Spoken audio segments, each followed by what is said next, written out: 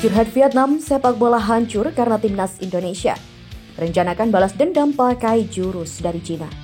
Shin Tae-yong dan PSSI nego ulang dengan klub Australia, Strike harus gabung tim Indonesia. Media Australia bilang, belajar dari kemajuan timnas Indonesia, Socceroos perlu join Piala AFF. Yuk simak selengkapnya sebagai berikut.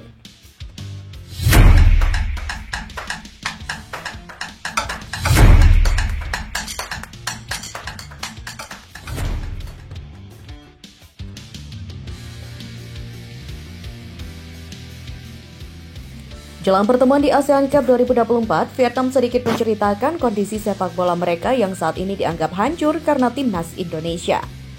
Psikologi sepak bola Vietnam semakin memburuk pasca kekalahan telak di Stadion My Dinh, Hanoi dari timnas Indonesia pada kualifikasi Piala Dunia 2026. Tampil di markas sendiri, Vietnam yang masih diasuh Philippe Troussier dibantai dengan 3 gol tanpa balas dari timnas Indonesia. Kekalahan itu tak hanya menghancurkan semangat juang pemain timnas Vietnam, tapi juga seluruh masyarakat pecinta sepak bola negeri Naga Biru. Sekaligus membuat Vietnam selalu menelan kekalahan saat berjumpa skuad Garuda di semua kompetisi sepanjang tahun 2024. Hal itu membalikkan dunia sepak bola Vietnam selama beberapa tahun terakhir yang selalu mendominasi atas timnas Indonesia. Tepatnya, sejak semifinal Piala AFF 2016, Vietnam era Park Hang-seo menjadi momok menakutkan bagi timnas Indonesia. Namun hal itu tidak berlaku lagi saat ini dan cenderung terbalik. Vietnam kini yang ketakutan jika dihadapkan dengan skuad Garuda. Kekalahan 0-3 dari Indonesia di Stadion My Dinh pada putaran kedua kualifikasi Piala Dunia 2026 menghancurkan semangat juang para pemain Vietnam. Sebaliknya, semangat Garuda justru meningkat signifikan. Dulu kita sudah berkali-kali mengecewakan Indonesia sampai-sampai lawan jadi takut. Namun kini kami tidak bisa mengatasi keinginan bertarung dibandingkan tim Indonesia seperti sebelumnya. Demikian ditulis dantri.com.vn. Rencana balas dendam pun disusun. Vietnam juga ingin memanfaatkan kondisi timnas Indonesia di ASEAN Cup 2024 atau Piala AFF dengan menurunkan skuad muda. Tim Indonesia di Piala AFF edisi kali ini bagi Vietnam layaknya gunung berapi dengan mentalitas sekelas tim Piala Dunia. Namun, Vietnam melihat celah dari para pemain Indonesia yang dipanggil yang dinilai masih haus akan kesuksesan. Dan secara khusus, Vietnam diminta untuk meniru jurus Cina saat mengalahkan Indonesia di kualifikasi Piala Dunia 2026. Hanya dengan mengalahkan timnas Indonesia, sepak bola Vietnam juga bisa mendapatkan citra lamanya kembali sebagai tim kuat ASEAN. Meski pelatih Shin Tae-yong hanya menurunkan tim U22, Gunung Berapi Indonesia akan memasuki pertandingan dengan percaya diri. Tulis dantri.vn. Lagi, mentalitas itu juga menular dari penampilan bagus tim di putaran ketiga kualifikasi Piala Dunia 2026. Untuk melepaskan ikatan psikologis itu, tim Vietnam hanya punya satu cara untuk mengalahkan Indonesia. Hanya dengan begitu, prajurit bintang emas akan mendapatkan kembali citra lamanya. Kemenangan Cina atas Indonesia di kualifikasi Piala Dunia 2026 seolah menginspirasi Vietnam untuk melancarkan balas dendam. Namun, Vietnam diminta untuk lebih pintar dalam menggunakan otak ketimbang kekuatan fisik saat menghadapi Indonesia di Piala AFF. Cina berhasil memasang jebakan yang menyebabkan bintang naturalisasi Indonesia menderita kekalahan menyakitkan. Tim asuhan Kim Sang-sik tentu bisa memilih pendekatan pertandingan sedemikian rupa, mengingat tim muda Indonesia masih mabuk kesuksesan. Agar sukses, tim Vietnam juga perlu menggunakan otak daripada menggunakan kekuatan untuk bermain dengan tangan dengan semua lawan.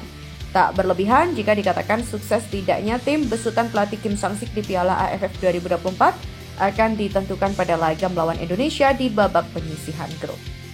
Berita selanjutnya, seperti diketahui, Shin Tae-yong memasukkan nama Strike ke dalam skuad persiapan ASEAN Cup 2024. Turnamen itu akan diselenggarakan pada 8 Desember 2024 hingga 5 Januari 2025. Akan tetapi pemain milik Brisbane Roar tersebut tidak akan bergabung ke dalam sesi pemusatan latihan atau TC yang kini tengah berlangsung di Bali. Hal itu dikarenakan bomber berusia 22 tahun tersebut tak dilepas Brisbane.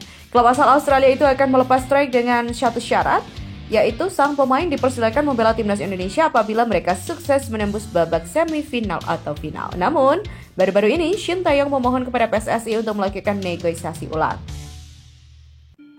Pelatih asal Korea Selatan itu berharap sang pemain sudah bisa bergabung setidaknya sejak laga terakhir grup B berlangsung.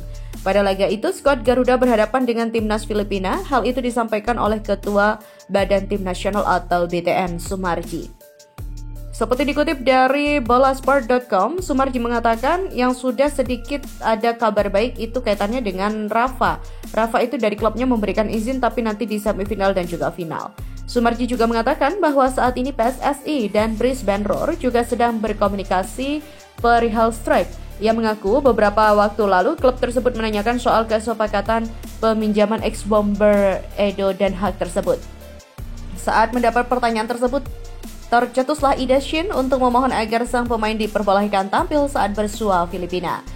Akan tetapi hingga kini belum ada kepastian apakah permohonan tersebut disetujui atau tidak. Dan saat ini kedua belah pihak tengah berdiskusi secara intens. Tetapi kemarin juga ada di klubnya menanyakan apakah tetap seperti itu atau ada opsi lain. Nah, kemarin Coach Shin meminta kalau bisa ketika melawan Filipina si Rafa sudah bisa datang dan ini sedang didiskusikan. Demikian pungkasnya. Dan berita terakhir, turnamen ini juga sangat ditunggu-tunggu oleh negara Asia Tenggara karena menjadi kesempatan mereka untuk unjuk gigi dan menarik perhatian sepak bola kepada dunia mengingat reputasi Asia Tenggara yang sering dianggap kurang berprestasi. Ada hal yang menarik dari penyelenggaraan Piala AFF ini bahwa Australia dinilai seharusnya ikut menyemarakan turnamen 2 tahunan itu seperti dalam pemberitaan media Australia The Roar baru-baru ini. Australia awalnya merupakan bagian dari zona Oceania ketika turnamen ini pertama kali diadakan. Butuh waktu hampir 2 dekade bagi Australia untuk akhirnya masuk dalam keluarga sepak bola Asia Tenggara dan 7 tahun setelah masuknya Australia ke dalam AFC. Ketika tim Australia secara resmi pindah ke AFF, Federasi Sepak Bola Asia Tenggara pada tahun 2013, level Sakaros juga masih terlalu tinggi dibandingkan negara-negara Asia Tenggara lainnya. Oleh karena itu, negara-negara lain setuju untuk mengizinkan Australia menjadi anggota AFF dengan satu syarat ketat, yakni Sakaros dilarang mengikuti turnamen tersebut atau Piala AFF. Hal itu dilakukan untuk membantu tim nasional negara-negara Asia Tenggara bisa berkembang hingga bisa menurunkan skuad yang lebih banyak dan kompetitif di masa depan. Lagi pula pembatasan tersebut tidak diterapkan pada tim junior Australia di masing-masing ajang kejuaraan regional. Dan untuk waktu yang cukup lama, Sakaros hanya bisa menyaksikan aksi negara tetangga mereka di Asia Tenggara dapat melakukannya dengan baik atau hanya jalan di tempat. Namun, lambat laun ada kemajuan dari negara-negara di ASEAN termasuk melalui keberadaan persaingan di Piala AFF. The Roar juga menyinggung peran Ketua PSSI Erick Thohir yang mantan pemilik klub Serie A Inter Milan mengaktifkan kebijakan proses naturalisasi dengan merekrut banyak pemain keturunan Indonesia dari seluruh dunia, terutama dari Belanda yang punya histori panjang pada masa kolonial. Dampak dari upaya ini sangat besar, di mana Indonesia lolos dari babak grup Piala Asia U23 dan baru-baru ini tampil mengesankan di putaran ketiga kualifikasi Piala Dunia 2026, termasuk tidak terkalahkan melawan Arab Saudi dalam 2 pertandingan mereka dan hasil imbang kandang yang mengesankan lawan yaitu melawan Australia yang menyebabkan Graham Arnold mengundurkan diri.